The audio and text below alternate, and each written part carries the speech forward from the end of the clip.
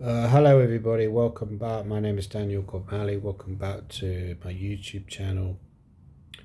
Today I'm recording this video from the Cedar Court Hotel, which is quite near Huddersfield. And I think it's a place called High Brierley or something like that. Brierley Top, sorry. And it's going towards Elland. So it's quite near the Pennines, or in kind of like the Pennines area. So the Pennines are kind of like a sort of range of hills that were described as the backbone of England. So they go through the centre of England, and there's very nice walking areas around.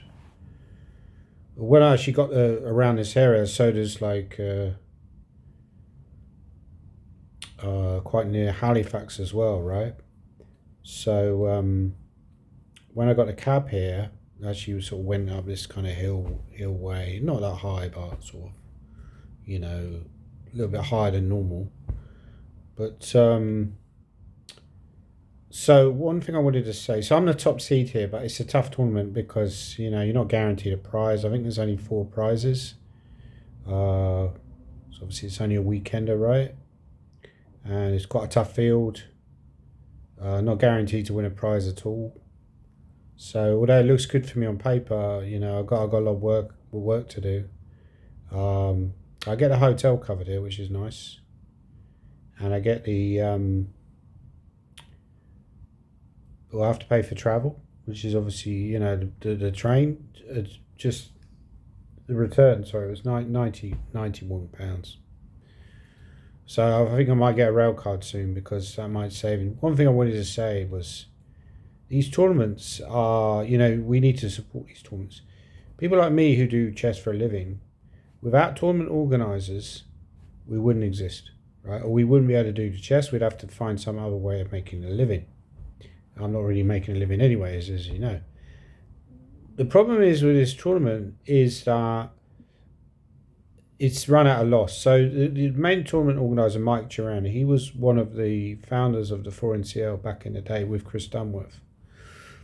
And he very kindly runs these tournaments because he's passionate about chess. He runs these tournaments at a loss, I believe, because when you look at the prize fund, it's £3,000, right? So he's handing out £3,000 in cash to people, potentially people like myself. So I'm getting like the hotel, but I'm also probably one of the more likely players to win a prize, right? So I just moved that a little bit.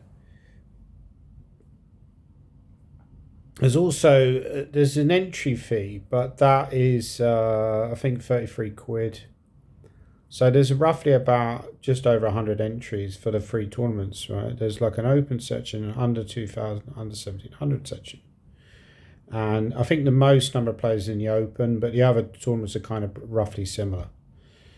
So it's fairly well attended for a weekend congress. It's probably about average, I would say. But whether they'd have enough space to accommodate a lot more players, I don't know. Now, in theory, bump up the entry fee even more, but that would discourage some players from playing. He doesn't want to do that. You could bump it up to, I'd probably just say like 100 quid per player. If you don't want to play, don't pay it. Maybe 500 quid per player, right? Even the GMs have to pay 500 quid, right, to play, just to play. That's going to put people off. So it's 33 quid. So obviously the organisers got to pay players like myself for the hotel, so that's going to cost quite a lot of money. But they're also paying for potentially maybe the arbiter as well. I'm not sure if the arbiter gets paid. And also, I don't know what the deal is with the hotel. So potentially maybe you're paying a hotel, and you've also got to pay the FIDE game fee and stuff like that. So overall, the costs are outweighing the actual what the money is coming in. It's very hard to like make tournaments run out of profit. Some people have managed to succeed, but it's not a typical thing where you can run a chess tournament at profit. Most people organise tournaments through the passion. They just love chess, so they just want to help out chess players like themselves in order they can play over the board chess. So that's something I wanted to talk about really, because as professional chess players, you often take that bit for granted, and you see all these huge egos at tournaments like World Rapid and Blitz, and they refuse to play if somebody even asked them to change their genes or anything like that, and they go fuck off and all this kind of stuff, right? But you got to basically appreciate like who is allowing you to do this lifestyle, which is the main organizers, which is the arbiters. Without these people, you wouldn't exist.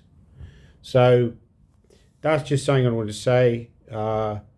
Potentially, tournaments like that can get funding from the money that was given by the government to the ECF, but unfortunately, that money is now gone because the government have decided that they're cutting back on a lot of things. Ironically, even though the Chancellor now is a chess player, he is cutting the funding to the English Chess Federation. So there's no money coming in anymore. So tournaments like this are not going to get... I'm not sure if the tournament like this would have been eligible for that kind of funding anyway, but it's not going to get funding from the government. So unfortunately, the situation in chess is not getting any better, but it's a very nice hotel.